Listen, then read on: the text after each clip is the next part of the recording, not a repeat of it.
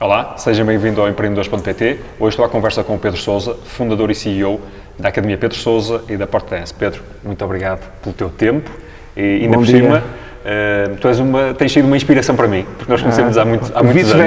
Vice-versa. Conhecemos há muitos anos e, portanto, eu ia sempre olhando à distância, ainda que à distância ia vendo a tua carreira, começaste bem novo e, portanto, ia sendo uma inspiração para mim. Digo-te já. Só comecei há 22 anos. Exatamente, começaste há 22 anos. Exatamente. Quase com 3 anos. Quase. Mas tinha 21 na altura, agora tenho 43, portanto já são 22 anos. Muito obrigado pelo teu tempo. Antes de entrarmos na tua carreira empresarial, eu ia começar pela tua carreira desportiva, porque tu, ainda recentemente, eu vi nas redes sociais que atingiste mais um marco no Karaté. Sim, exatamente. O que é que aconteceu? Fui graduado quarto Dan Shotokai, porque o Karaté, que aliás a Academia e a Porta Dance nasceram do Karaté, depois vou contar Karaté, depois escolas de dança e depois calçada de dança. Portanto, Karaté é um desporto que eu faço desde criança, desde os 11 anos de idade, e nunca parei. Houve ali um período de 6 ou 7 anos que eu parei, há uns anos atrás, entretanto retomei. É um hobby, mas é um hobby que eu levo a sério, que gosto, porque acima de tudo... tempo por semana? Assim, o ideal, eu tenho 3 treinos por semana de hora e meia, mas... Sozinho, com alguém? Não, faço parte de um grupo, sou aluno de um grupo, sou de graduados, que temos um mestre bastante graduado, onde treinamos 3 vezes por semana, mas como eu viajo muito, às vezes só treino uma vez, agora não sou tão assíduo, mas já são 32 anos de prática. Mais de 30 anos de prática, mas eu gosto, porque em termos para libertar o stress, para manter uma boa forma física, durante 30 anos nunca te apeteceu desistir? Tive aquele interregno, mas que foi a nível profissional. Aliás, eu dei aulas de Karaté durante 10 anos também. Por acaso, gosto daquilo, mas faço outros esportes. Eu nado, eu fiz natação de competição e gosto muito de nadar. Fiz hóquei patins, jogava futebol, ténis, mas o Karaté é aquele desporto que eu sempre fiz regularmente porque realmente sinto-me bem. E o que é que te sentes bem? O que é que te traz? Aquela questão da disciplina das... Por exemplo, eu posso dizer uma coisa, eu às vezes chego ao fim do dia morto, com stress, cansado, e digo assim, não me apetece ir treinar, mas tenho que ir. E quando saio do treino estou novo e parece que começava o dia outra vez desde o início. Portanto, reenergiza-te. Exatamente, reenergia. Portanto, em termos de energia é importante, mas a nível psicológico dá-nos um conforto muito interessante e a nível físico, uma pessoa sente-se bem. Depois também já há um convívio de amizade, são colegas que treinam comigo há muitos anos. E é por aí. E é verdade que as artes marciais potenciam o desenvolvimento da disciplina? Ou, portanto, isso foi a tua disciplina que possas ter? Veio daí? Já era prévia? Como é que... Não, eu acho que eu acho que a minha disciplina já tem a ver comigo, com a minha personalidade, mas ajuda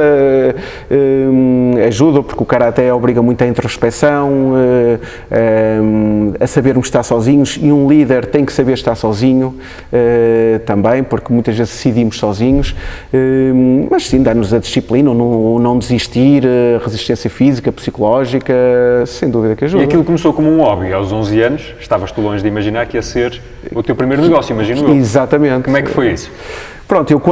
Eu sempre tive alguma veia empreendedora, e quando cheguei a Cinto Negro, com 19 anos, disse, gostava de começar a dar aulas de Karaté. Não era pela parte financeira, mas apaixonava-me essa ideia. E comecei a procurar locais, até que encontrei o Rancho de Golpilhares, que estava livre, cheguei lá, queria alugar isto para dar aulas de Karaté. Eles, sim senhor, venha para cá. E comecei a dar aulas de Karaté, começou a correr muito bem. Com 18 anos? Na altura eu cheguei a Cinto Negro com 19, com 21. Depois aos 20 comecei a pensar nisso e depois até encontrar o local, 21, comecei com 21 anos.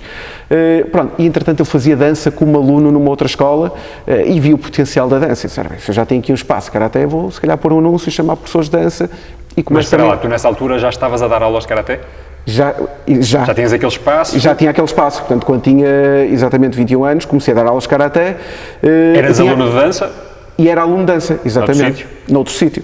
E não fui eu que comecei a dar aulas de dança, eu contratei professores de dança, então pus um anúncio, no primeiro mês não apareceram alunos. E eu, caramba, não houve alunos para a dança, e é potencial. Então o que é que eu fiz? Peguei na minha agenda telefónica e comecei a ligar aos meus amigos todos, eu não te liguei tipo, na altura ainda eras muito novo, comecei a ligar aos meus amigos todos, opá, estou a abrir aqui uma turma de dança, venham experimentar, pá, e ficamos com 22 inscrições efetivas.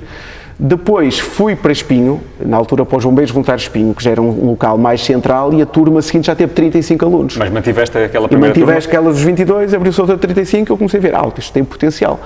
E então, as academias... Mas tu foste para a dança, tu foste dançar porquê, antes de mais? Um colega meu da universidade, que fazia aulas de dança numa escola no Porto, na altura convidou-me, do género, Pedro, olha, então fazemos aulas de dança com a minha namorada, não queres vir? Pá, isto é giro também. Eu disse, vou experimentar, porque eu sempre gostei de dançar desde miúdo. E pronto, e depois vi, era uma escola que estava cheia de alunos e era a única escola que eu conhecia no Porto. Eu disse, como é que são uma escola no Porto? Aí a tua veia empreendedora manifestou-se, não é? Exatamente. Porque percebeste que tu estavas a gostar, era uma coisa engraçada, gira, mas viste que tinhas possibilidade de fazer ali negócio. Exatamente. Naquele lobby da escola de negócio. Exatamente, havia ali um potencial, portanto, de negócio, portanto, para crescer. Mas a dança, eu acho que isso foi em que ano? 1990, portanto, eu comecei a fazer aulas de dança para em 1993, a academia surgiu em 1995, portanto, foi em outubro de 95 e a dança começou connosco em abril de 2006. 2006 não, 96. Desculpa, de 96, portanto, abril de 96. Em 96, okay. Exatamente. A dança em Portugal em 96 Sim. não era exatamente o que é hoje. Não. Qual era o contexto? Era bem diferente, não é? Quase não havia escolas de dança. Quase não havia. Havia uma escola forte no Porto, havia uma escola forte em Lisboa e pouco mais. Aliás, um dos orgulhos que eu tenho é que grande parte dos professores de dança que estão aí pelo país, principalmente os do Norte, foram alunos da Academia Pedro Sousa. Começaram na Academia Pedro Sousa. E agora são grandes professores, claro. Ou alguns que na altura já não foram nossos alunos, mas começaram as suas carreiras profissionais na Academia Pedro Sousa. E efetivamente, apesar de nós darmos todo o tipo de dança, a dança de salão é a nossa gênese. Quando se fala em dança de salão aqui no norte do país, as pessoas identificam logo a Academia Pedro Sousa. E o que vocês trouxeram ao mercado? Trouxemos abertura ao mercado, porque na altura as escolas de dança que existiam eram escolas muito concentradas num ou dois professores, muito fechadas, e nós trouxemos ar fresco, contratamos professores, abrimos, começamos a organizar campeonatos, eventos, jantares, noites dançantes, pronto, foi assim uma certa lufada de ar fresco. Mas tu não sendo um dançarino, enfim, estavas a dançar, não é? Sim. Mas não eras um dançarino de carreira, não eras uma referência na dança nessa altura? Não. Isso não te trouxe algumas críticas na altura? Ainda por cima, tu puseste o teu nome no nome da academia, não é? Exatamente. Que agora não faria isso. Não farias? Não faria, porque eu acho que a empresa deve estar dissociada da pessoa individual, porque de hoje para amanhã a empresa passa por outras gerações, e pronto, e acho que devem ser coisas diferentes. Mas na altura ainda pensei, era só karatê, era só eu professor, Academia Pedro Sousa, pronto, na altura, por exemplo, a Port Dance já é Port Dance, já não, pronto, na altura houve algumas críticas dos meus concorrentes, claro. Nomeadamente, este tipo aqui não tem currículo nenhum, mas também não era eu que estava a dar as aulas, portanto não era por aí e já está a abrir uma escola, mas em termos do público em geral não, porque o público em geral também nem sequer conhecia, isto era um mundo praticamente novo para toda a gente, o mundo das escolas de dança de salão, ainda mas pouca gente. Mas tu tinhas 22 anos ou 23 nessa altura? Sim. Enfim, essas críticas abalavam-te minimamente? Não ligavas? Não, pelo contrário, até me davam ânimo para... vocês vão ver então como é que isto se faz. Então, no bom sentido, não é? De claro. Fazer uma empresa cada vez melhor, uma escola cada vez melhor, com bons professores, e a verdade é que rapidamente nos tornamos uma das maiores escolas a nível nacional. Isso também multiplicou o potencial que o Karaté tinha enquanto negócio, não é? É assim, o Karaté, mais ou menos, porque o Karaté, eu fiz Karaté com 10 anos, nunca foi um negócio muito a sério, na altura, dava para mim, mas quando eu comecei a ver que realmente a dança e surgiu a Port Dance, efetivamente era a empresa, era o que tinha condições para andar com uma empresa, o Karaté, em termos profissionais, deixei cair o Karaté em termos profissionais e mantive o Karaté só como um hobby, algo que era meu. Tanto é que agora a academia nem sequer tem Karaté, portanto, eu pratico Karaté como hobby pessoal, lá está, é uma situação de oportunidade. Eu vi que havia oportunidade empresarial na dança, mas no Karaté não. Mas não foi por isso que desisti de Karaté, porque era algo que realmente eu gostava. E pronto. E depois este negócio da dança sendo um negócio presencial, tu foste multiplicando, logo no início, foste multiplicando a tua presença com parcerias em diferentes locais. Exato, como é que tu até porque na altura ainda com não menos capital, como é que tu... Sim, como não tínhamos capital, aliás, o meu primeiro investimento foram 75 euros, 15 contos em moeda antiga, nos flyers que tiramos fotocópias e fomos ao CTT pedir para distribuir. Então o que nós fazíamos, íamos aos ranchos, às associações, aos ginásios e alugávamos o espaço à hora, às vezes com acordos de percentagem ou com acordos de valor hora. Foi a tua maneira engenhosa de trabalhares com pouco custo fixo, não é? Exatamente, e chegámos a estar na altura em 12 cidades ao mesmo tempo, com aulas regulares, a dar aulas desde Póvoa de Varzim, Paredes, Penafiel, Porto, Gaia, pronto.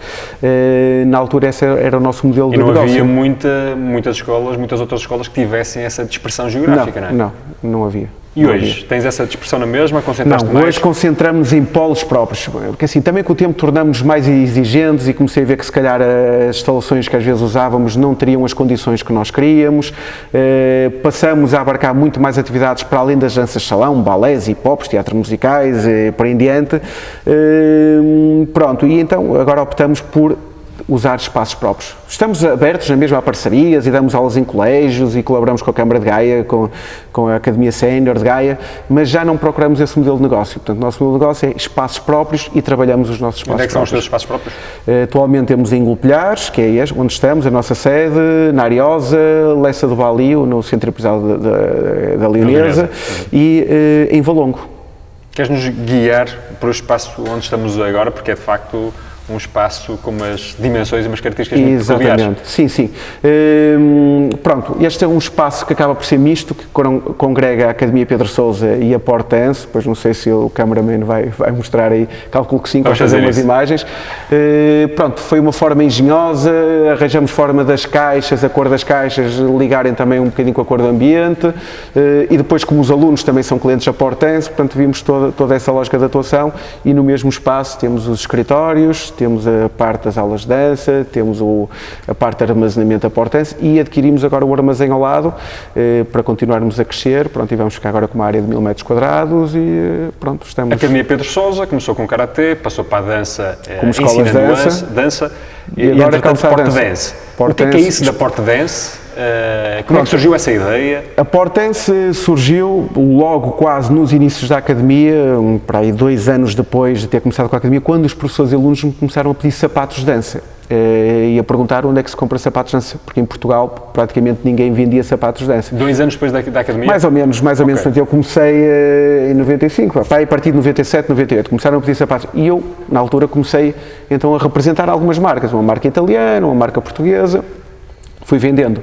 Junto dos teus clientes? Junto dos meus alunos, depois entretanto umas escolas começaram a pedir, alguns professores, eu comecei a ver que havia ali uma outra oportunidade, como vi uma oportunidade no ensino da dança, comecei a ver que havia uma oportunidade no calçado da dança. Já se chamava Porta Dance nessa altura? Não, na altura não. Distribuía apenas essas marcas. Depois, quando chegou o ano 2000, mais ou menos, e como Portugal tem muita indústria de calçado, e também porque comecei a notar uma coisa, eu vendia às outras marcas, mas não havia um acordo de exclusividade, as marcas não me davam um acordo de exclusividade, e depois as pessoas das escolas iam diretamente às marcas, e disse, então, estou aqui a semear e não estou a aproveitar.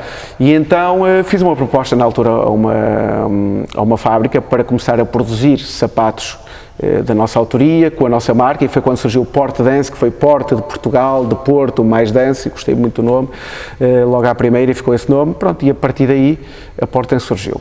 Durante os primeiros anos a Porta Dance foi uma empresa um pouco adormecida, mais centrada nos alunos, mais centrada nas escolas. Ainda era uma área secundária? Uma área secundária, exatamente. Tu interpretava-lo assim? E um pouco assim, porque a Academia absorvia muito, porque depois entretanto eu comecei a dar aulas de dança também, porque fiz a minha formação, fiz competição de dança durante 3 anos e cheguei a dar aulas de dança de segunda a domingo. Ao domingo dava 8 horas de aulas de dança, dava ao sábado, portanto, e depois não havia tempo para trabalhar a Porta Dance. Entretanto, a partir de 2010, 2011 foi quando eu me comecei a dedicar mais à Porta Dance, mais a nível internacional, e a Porta Dance começou a disparar. E, nomeadamente, a partir de 2014 tem estado a crescer muito e com reforço em 2016, porque fizemos um Portugal 2020, um projeto de internacionalização com o Portugal 2020, e eu comecei a viajar bastante, eu viajo semana sim, semana não. Viajas com que objetivo, sobretudo?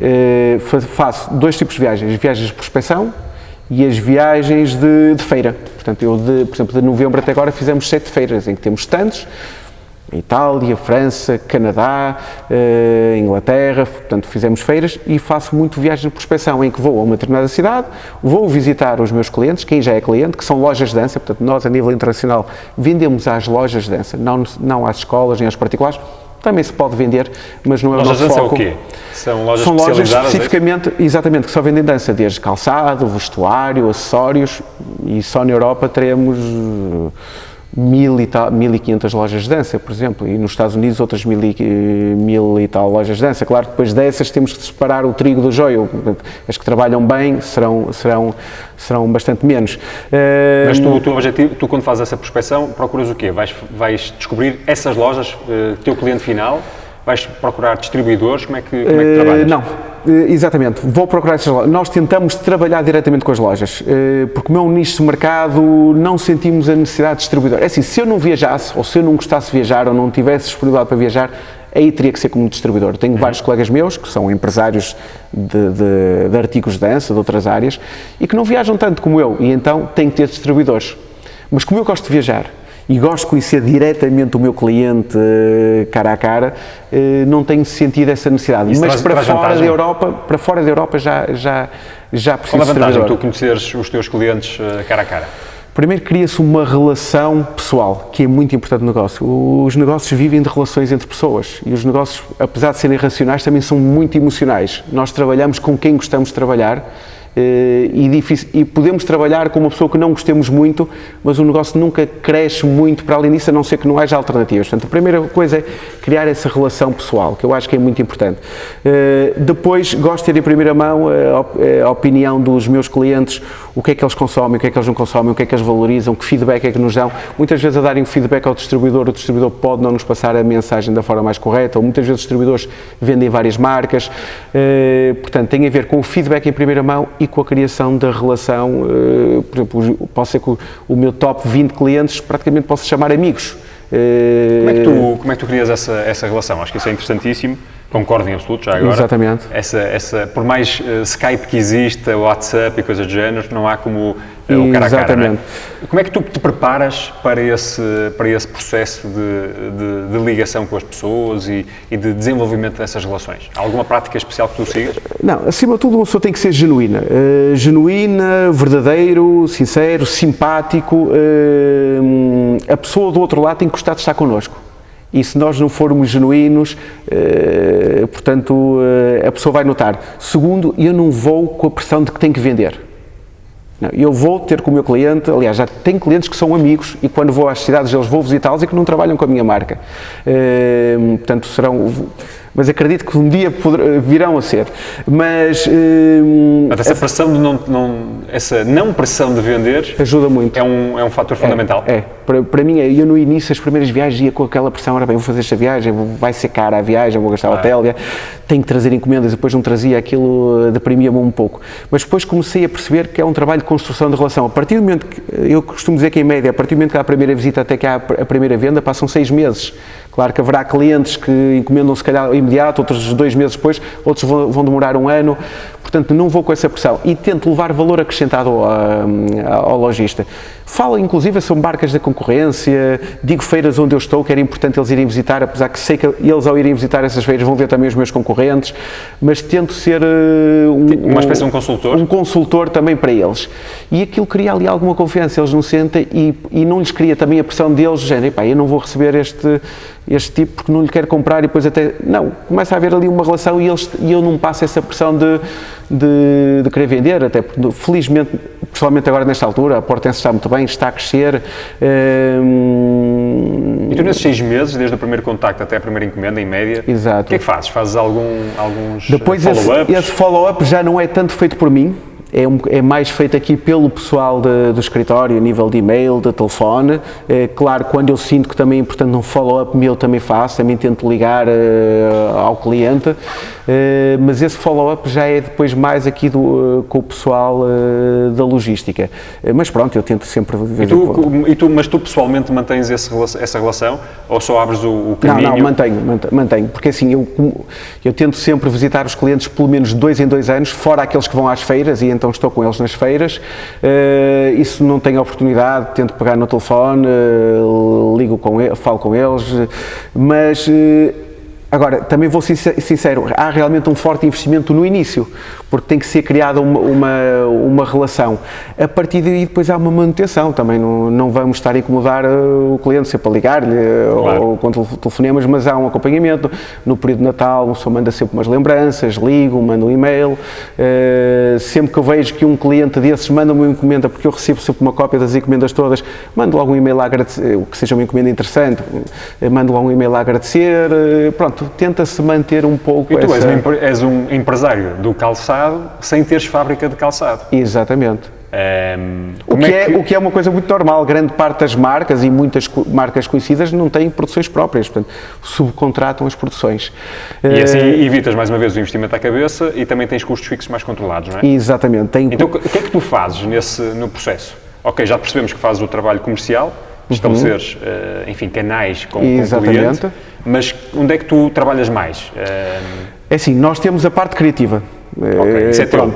Que é nosso, temos designers com quem não são funcionários de empresa a tempo inteiro, são designers avançados ou que pagamos por projeto, é quem nós convidamos para criarem coleções e então dizemos que queremos uma coleção para homens, para mulher, qual é o tipo de características que queremos, por exemplo, agora está-se a criar uma coleção à base do neoprene e damos essas indicações. E muitas vezes também são ideias nossas, inspiramos muito nas grandes marcas de calçado de rua e muitas vezes vemos modelos que gostamos e então pegamos aquelas ideias e adaptamos para a dança, portanto há todo esse processo.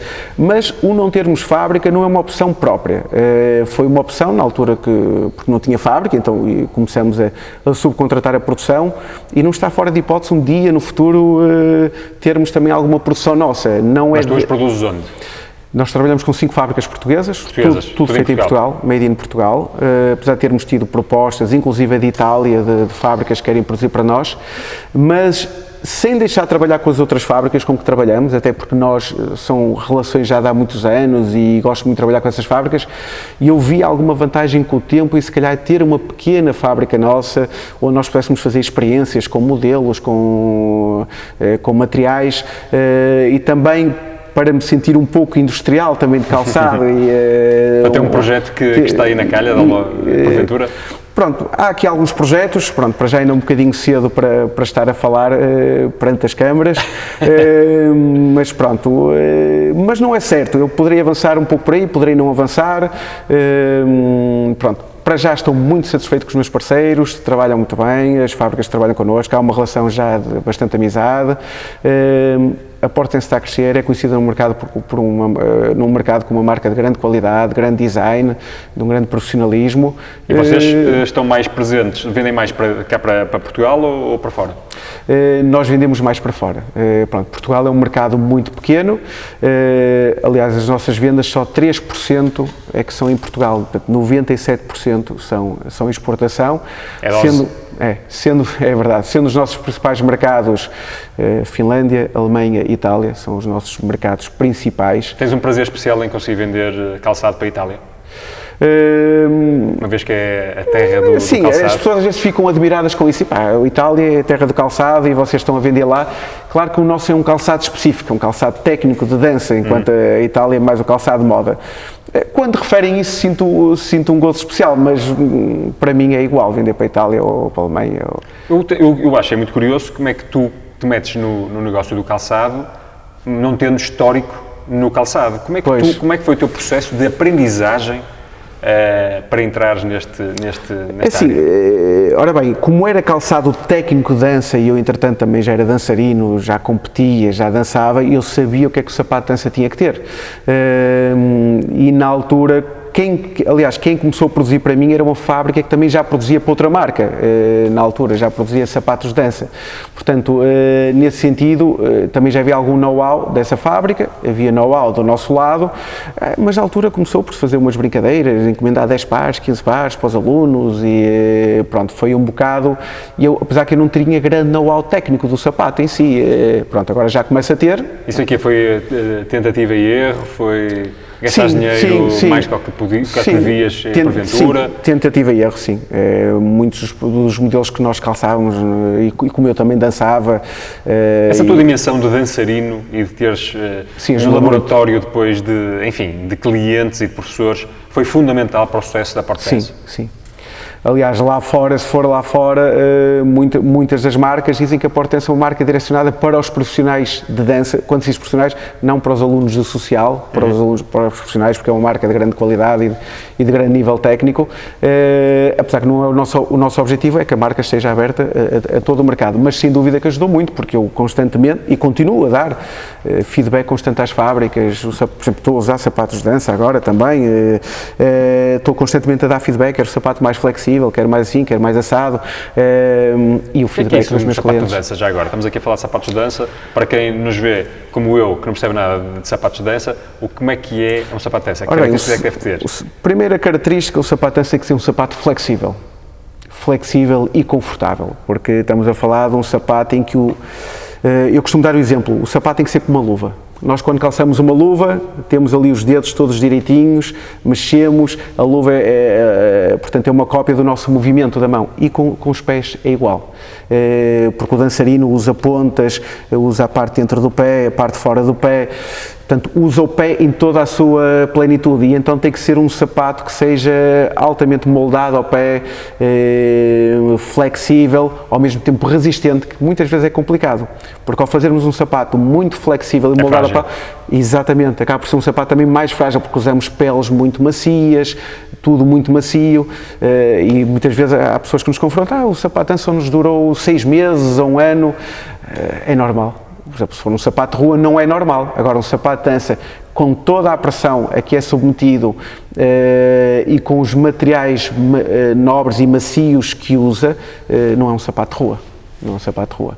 Tu estás com sapatos de dança neste momento, exatamente. Nós vimos lá fora, estavas com esse sapato. Tu usas isso regularmente? Uso diariamente, só não uso quando está a chover, se estiver a chover muito, porque não é um sapato feito para a chuva, porque a câmara está ali, não é? Está ali, porque pronto, isto é um sapato com uma sola partida, aqui no meio isto é camurça, portanto isto acaba por absorver a água. Agora, quando não está a chover, isto é um conforto impressionante. E tu usas esses sapatos porque é confortável ou é uma forma de tu personificares a tua dimensão as duas situações. Primeiro, de embaixador da marca? Exatamente, as duas situações. Primeiro, tenho orgulho em usar os meus sapatos, mas não os usaria se não fossem confortáveis, ou poderia usar, calçar para a reunião e depois tirar, mas eu viajo muito e faço muitos quilómetros a pé e gosto muito destes sapatos ao fim de semana, posso ir a locais que não têm nada a ver com dança, que nem sabem se for preciso o que é Porte Dance, e eu gosto muito dos sapatos.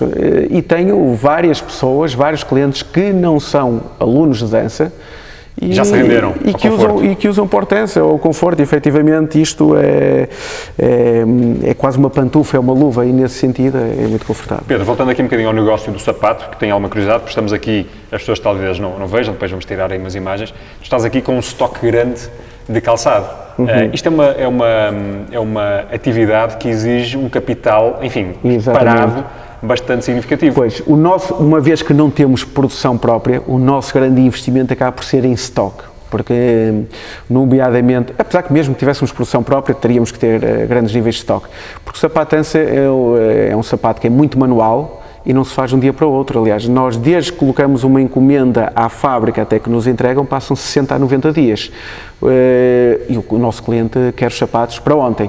Claro. Geralmente é sempre assim. Portanto, nós temos de ter um estoque. Atualmente teremos 7 mil pares em estoque. A ideia é chegar aos 10 mil, de forma a que sejamos rápidos, portanto, a servir os clientes. E temos de ter um grande estoque. Porquê? Porque nós temos mais de 50 modelos, mas depois cada modelo tem várias cores, tem vários tacões, alturas de tacões, portanto, obriga a ter, e depois vários números, portanto, um modelo pode ir, nós temos modelos que começam no 30 e vão até ao 47. É portanto, muita variabilidade, muita variação. Muita variação, exatamente. Tu entras aqui neste mundo como empreendedor, mas o que é certo é que podias não ser empreendedor, na medida em que já vens de uma família que tinha, o teu pai tem um negócio próprio. Exatamente, sim. Podias, pergunto eu, ter ido trabalhar diretamente com o teu pai? Exatamente, sim. E cheguei, aliás, quando acabei a faculdade, cheguei a trabalhar com o meu pai. Tu és formado em quê? Em gestão de empresas, licenciei-me na Universidade Portucalense. Mais ou menos na altura, aliás, eu quando montei a academia, estava no 3º ano da faculdade, portanto, depois na altura as notas da faculdade até baixaram um bocadinho, não havia tanto tempo para estudar, mas, não sei, eu acho que foi o destino, portanto, eu montei a academia, quando acabei o curso, o meu pai já estava pré-estabelecido e eu sempre quis, até porque sempre admirei muito também a carreira empresarial do meu pai e a empresa do meu pai, e fui para lá trabalhar. Só que depois começou a acontecer uma coisa, como eu já tinha a academia ainda era muito pequena, estava muito centrada na minha pessoa, estava constantemente a dizer ao meu pai, olha, hoje à tarde não posso vir, amanhã entro mais tarde, até que um dia o meu pai me disse, olha, então, retira-te agora por uns tempos, reorganiza a tua empresa e entretanto voltas, estamos aqui à tua espera, até hoje. Foi assim tão simples quanto isso? Foi assim tão simples quanto isso, ou seja, pronto, acabei por nunca voltar. É uma coisa que eu acabo por ter alguma pena, porque também sinto, em termos, que teria a responsabilidade familiar de fazer crescer a empresa. Fiquei mais tranquilo porque o meu irmão também seguiu a área da gestão e está a trabalhar com o meu pai, também é um excelente profissional e está a fazer a empresa crescer bastante. Mas se calhar acredito que se os três estivéssemos juntos, o meu pai e o meu irmão, a empresa seria ainda muito maior. Mas depois nunca mais te passou pela cabeça? Passou muitas vezes e ainda hoje penso nisso, mas pronto, a Academia Portense e agora mais a Portense envolvem-me sempre tanto e pronto, eu agora até já não penso muito nisso, mas sei lá, há 5 ou 6 ou 7 anos atrás ainda pensava, ora bem, vou tentar tirar 1 ou 2 dias, mas isso também não funciona. As pessoas para terem sucesso numa área têm que se envolver, têm que mergulhar e depois eu sentir, bem, vou para ali, vou mergulhar ali, vou deixar cair este. E depois, entretanto, também já tenho grande responsabilidade, muitos professores, os alunos, todo o negócio. Mas isso não seguiste essa, enfim, não trabalhaste no negócio de família, mas sempre viveste numa casa em que havia negócio, não é? Exatamente, sim. Qual a vantagem ou desvantagem que há de ter neste caso, eu acho que é uma grande vantagem, porque eu cresci a ouvir falar de negócios e de vendas e de clientes e de fornecedores e disto e daquilo e isso parecendo que não... É um MBA prático. Exatamente, é um MBA prático, dá-nos algum traquejo, algum sexto sentido. Cheguei a acompanhar o meu pai a reuniões, a viagens, enquanto ainda estudava. E, aliás, noto muitas vezes que tenho atitudes, mesmo a nível profissional, estou a dizer, pá, o meu pai é assim também. Noto essa situação, portanto, e por alguma razão, por acaso não é muito bem o teu caso, não é, mas muita gente acaba por seguir ou ter, quando tem sucesso muitas vezes na vida, são em áreas em que os pais também estariam ligados, às vezes, por exemplo, neste caso eu estou na área da dança, o meu pai está na área da indústria gráfica, mas é negócio, é mundo empresarial. E hoje debates ideias de negócio constantemente, todos os dias, aliás quase todos os dias almoço com os meus pais e constantemente falo das viagens, disto, aquilo, dos investimentos que vou fazer, o que está a correr bem, o que não está a correr tão bem. É importante debateres de alguma forma as tuas ideias. Como é que é o teu processo de para mim é até porque eu penso muito em voz alta e gosto muito de falar com as pessoas e ouvir as suas opiniões. Um bocadinho, antes desta conversa estávamos a falar na vantagem de ter sócios e não ter. Porque tu não tens sócios na tua empresa? Não tenho sócios, trabalho sozinho. Pronto, agora tenho a minha mulher a trabalhar comigo também. Pronto, mas o ter sócios tem vantagens e desvantagens. Pronto, mas uma das grandes vantagens é o fato de termos alguém com quem discutir as ideias, com quem refletir, ficarmos mais seguros do caminho a tomar, porque teremos essa pessoa também a apoiar-nos, ou não, ou retardarmos, ou mudarmos caminho se acharmos que tem lógica outra opinião. Então, como falta esse sócio, eu sinto essa necessidade de ir discutindo ideias com pessoas que também são empresários, ou às vezes que não são empresários, mas a quem eu reconheço algum valor que me pode ajudar e gosto de discutir essas ideias.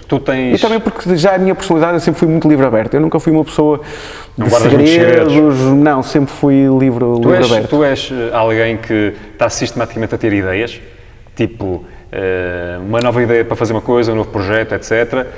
E se sim, como é que tu te controlas para não ir atrás de todas as ideias? Porque é fácil alguém com uma veia mais empreendedora ter essa tentação. Exatamente. Não é? Há uma coisa que nos trava um bocadinho, a parte financeira, porque todas as ideias custam dinheiro, não é? Portanto, e não é simplesmente entrar...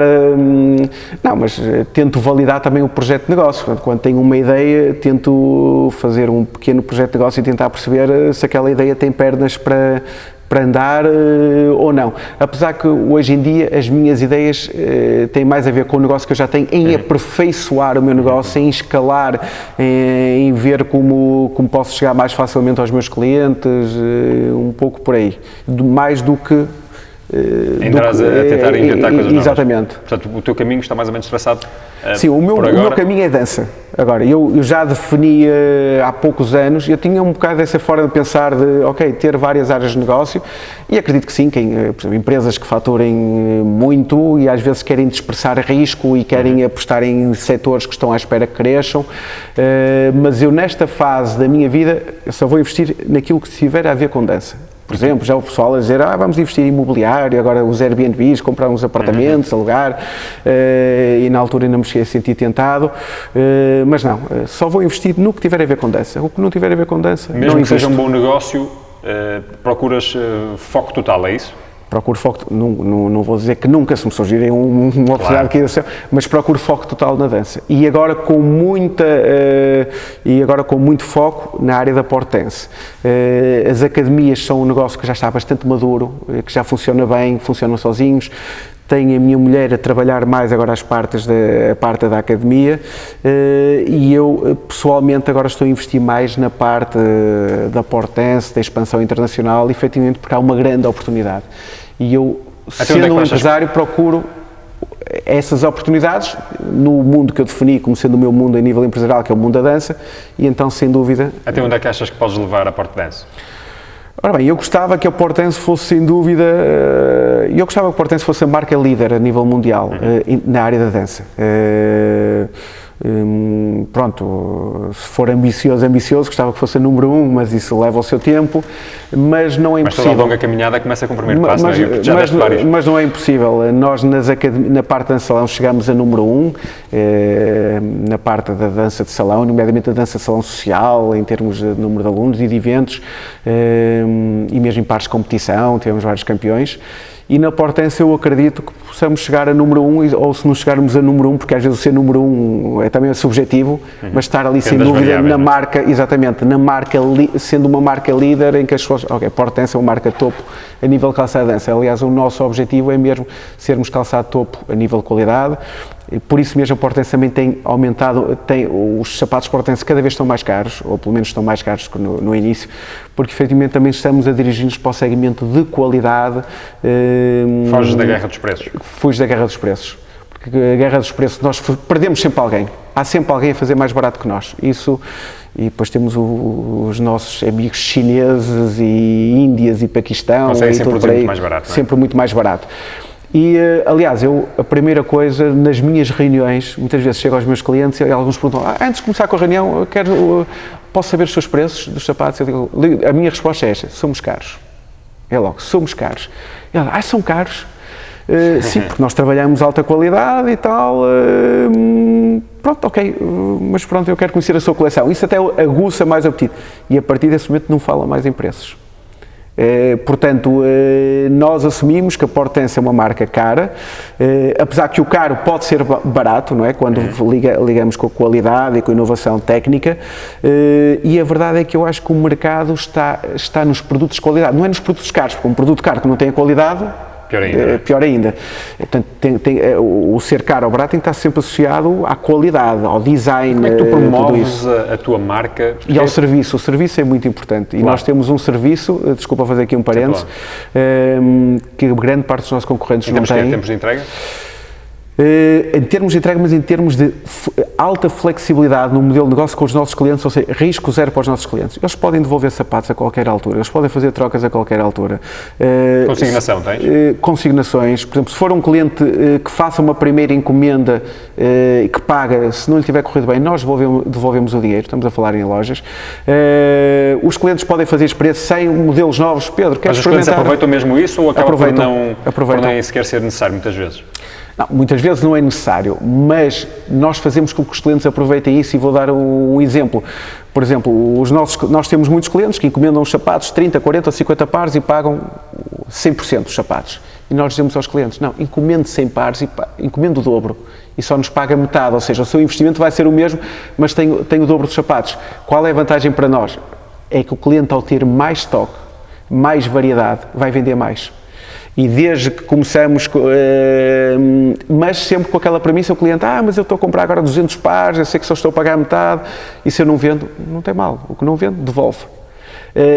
Essa grande flexibilidade que nós temos é uma coisa que as marcas, que os nossos clientes valorizam muito, ou seja, temos a qualidade, e aí o nosso preço caro já não é caro para o cliente, primeiro porque ele só está a pagar 50% à cabeça. Estou a perceber. E os outros 50% ele poderá pagar ou não, se ele vende paga, se ele não vende ele devolve. E tu, como é que tu os ajudas a venderem o teu produto? Porque eles não vendem só o teu produto, não é? Tem outras vendem várias marcas. Como é que tu os ajudas ou se vocês fazem alguma coisa para promoverem a vossa marca junto depois do cliente, do comprador final? É assim, o que nós fazemos é nós investimos bastante no marketing da Portância, vamos investir cada vez mais nos sites, redes sociais, Facebook, Instagram, a nível internacional. Portanto, e as pessoas se nos contactam de Berlim ou isso, olha, vocês que lojas é que têm em Berlim? Nós enviamos os contactos que nós temos nessas cidades. Mas é uma das áreas que efetivamente nós queremos trabalhar, a forma como potenciar esses nossos clientes.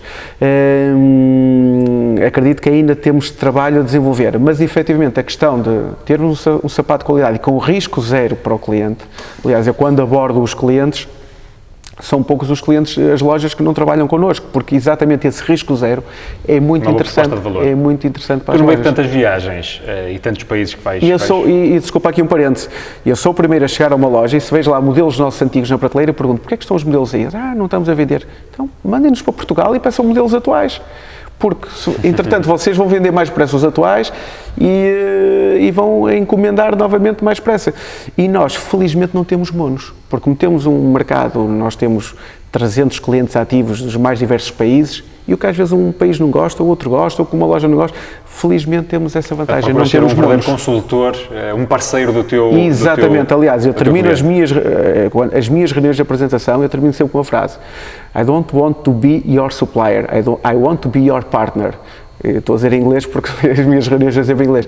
Essa é a nossa ideia, eles verem-nos como um parceiro e do género, ok, Pedro, gostamos deste modelo novo, manda para aqui, vamos ver se vende, não vende, a gente manda, devolvemos, já agora é possível fazer com esta cor. Portanto, queremos que eles estejam realmente à vontade. O facto de serem portugueses, ser uma marca portuguesa, é prestigiante. É bom ou é mau? É bom.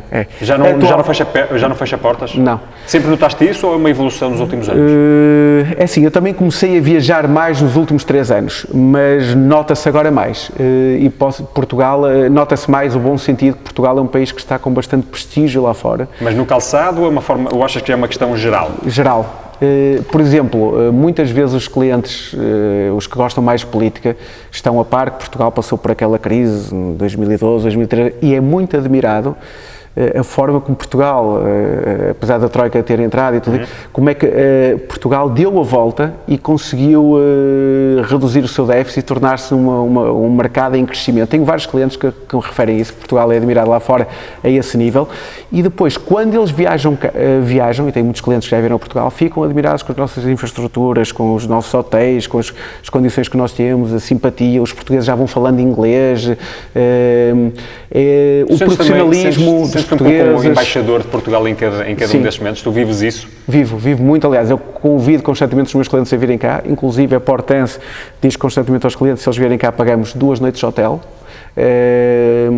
Portanto, queremos que eles venham cá, porque realmente eu gosto do nosso país e sei que se eles vierem cá vão gostar do país e então ainda com mais vontade irão trabalhar com a Portense, porque se calhar depois até têm mais motivos para Mas achas que Portugal é um bom país para ser empreendedor? Se pensarmos globalmente, sim. Porquê? Quais são as vantagens? Assim, primeiro tem a ver com uma vantagem cultural. Nós somos, que aí tem a vantagem e desvantagem, às vezes somos muito adaptáveis, muito facilmente estamos a voltar à situação, às vezes não nos preparamos tão bem como preparam outros povos, os povos alemães ou por aí. Depois, nomeadamente, a localização, ok, estamos no extremo da Europa, poderá ser bom para chegar aos mercados americanos, mas temos, assim, conseguimos produzir com muita qualidade e ainda com um preço aceitável. Apesar que, em termos de calçado, Portugal já é já tem o segundo preço mais caro do mundo em termos de calçado. Portanto, Itália é o mais caro e Portugal já está em segundo lugar. Portanto, já não dá para competir já não é pelo preço, já não é pelo preço.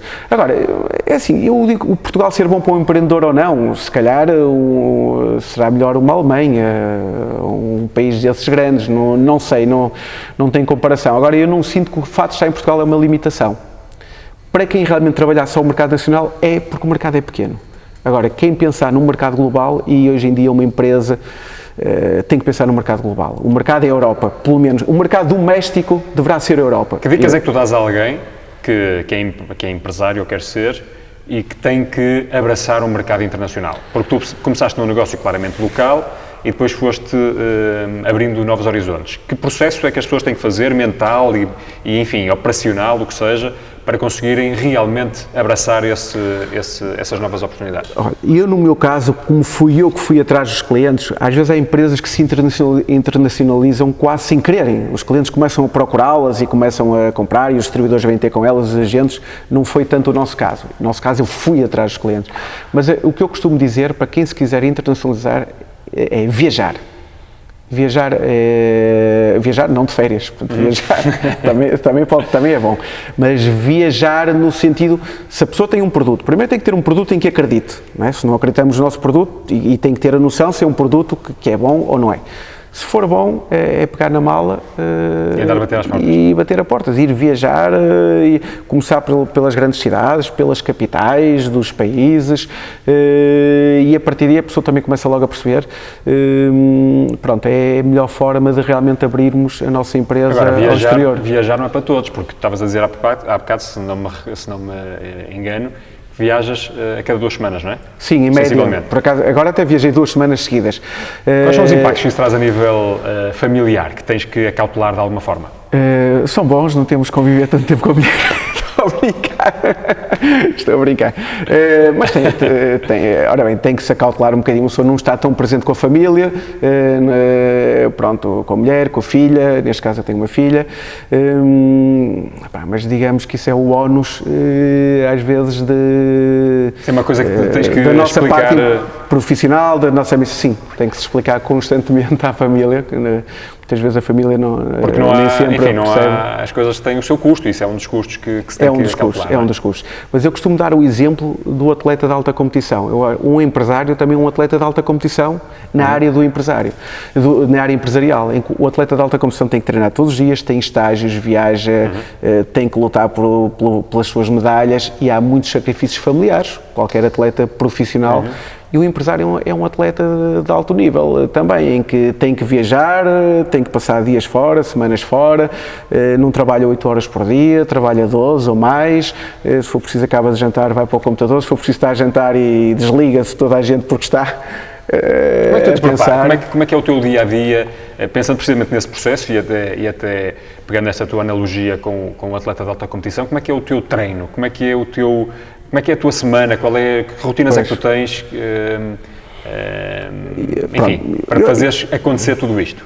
É assim, o nível empresarial acaba por não ter muitas rotinas, se calhar acredito que há rotinas que são importantes, mas uma das coisas que me ajuda muito nas viagens é o tempo que tenho para refletir durante as viagens, e muitas vezes preparo as minhas semanas ou os meus meses, ou qual é o caminho que eu quero seguir, ou qual é a estratégia que eu vou seguir nas viagens. Agora, de resto, não tenho assim nenhum ritual de chegar ao domingo à noite e preparar a minha semana, ou não tenho esse ritual, mas pronto, é mais ou menos essa situação. É quando viajo tenho tempo para refletir, e grande parte das minhas ideias vem nas viagens. É o tempo que estás desconectado do dia-a-dia? Exatamente, que estou desconectado, quando vou nos aviões ou no aeroporto, ou às vezes nas caminhadas, porque eu sou um grande adepto de caminhadas. Eu, por exemplo, se vou visitar 2 clientes a Berlim, ou qualquer cidade, se um cliente está a 1 hora um do outro, mesmo que haja metro direto ou qualquer coisa, desde que não esteja a chover, eu vou a pé. Porque gosto, faz-me bem, tenho tempo a pensar, até chego ao cliente mais descontraído. Pronto, é um pouco... Isso é uma particularidade curiosa. É, aliás, quando as pessoas viajam comigo, às vezes, quando vai aqui o pessoal do escritório, apanho um bocadinho com essas das caminhadas, do género, mas temos um metro que chega lá em 5 minutos, porque é que vamos caminhar 30 minutos? Porque eu gosto, sabe bem, mas se quiseres vais o metro, eu vou a pé, já aconteceu, e realmente é algo que eu gosto. Pedro, e é uma forma de testar a resistência do sapato de Exatamente, o teu sapato. Exatamente. O que é que podemos esperar de ti agora nos próximos tempos? Ora bem, o que podem esperar de mim é realmente começarem a ver a Portense cada vez mais como uma marca forte, e vamos continuar também a concentrar-nos na Academia, fazer que a Academia também pode crescer muito à baleia da Portense, porque a Portense, nomeadamente, está aqui com estamos com umas ideias a nível de eventos, grandes eventos, de nível internacional, nas mais diversas áreas, seja danças de salão, seja hip-hop, seja salsas, e que a Academia Pedro Sousa, como entidade de ensino, pode aproveitar todos esses eventos. Mas efetivamente, pronto, eu quero fazer da Portense uma marca de referência a nível da dança, a nível mundial. Quero que em todo o lado em que se fala na Portense as pessoas conheçam a Portense. Pronto, será esse o meu. Onde é que as pessoas podem saber mais sobre a Portense, a Academia Pedro Sousa, ou sobre ti? Pronto, sobre a Academia Pedro Sousa, academiapedrosousa.pt, na Portense, portense.pt, depois temos os Facebooks, os Instagrams, portanto, facilmente acessíveis por Academia Pedro Sousa ou Portense, Portense Dance Shoes no caso do Instagram. Pronto, sobre mim, tenho o meu Facebook pessoal e o meu Instagram pessoal, mas eu também não me preocupo que saibam muito sobre mim, quero é que saibam sobre as empresas, não é? Sobre as empresas. Pedro, muito obrigado pelo teu tempo. Nada, obrigado pelo convite. Foi uma maneira de conhecer melhor o teu negócio, o teu trajeto, e de dar a conhecer também lá para casa, porque exemplos como o teu há muitos. Sim. Não tanto se calhar como devia haver. Pois. Mas o Empreendedores.pt também procura precisamente isso, dar a conhecer bons exemplos para que mais pessoas possam inspirar. E para mim é o maior orgulho estar a ser entrevistado por um grande empreendedor também. Porque alguém que tenta todos os dias. Não, mas é um grande empreendedor, também tenho seguido muito a tua carreira. E é uma carreira que a nível empresarial, 10 anos ou por 10 aí, anos, por aí, 10 ou 12, já nem sei. Por aí, e que também tem feito, portanto, tentamos os dois ser líderes nas nossas áreas, na área da fisioterapia, na área da dança, e pronto, é assim mesmo, é continuar a trabalhar cada vez para sermos melhores, cada vez sermos melhores que o dia de ontem, e não tão bons como o dia da manhã, não é? Que é sinal que todos os dias melhoramos. Pedro, muito obrigado. Acho uma excelente mensagem. Sermos hoje um pouco melhores do que fomos ontem, mas com a certeza que amanhã ainda podemos ser melhores do que somos hoje. Muito obrigado por estar desse lado. Até uma próxima conversa.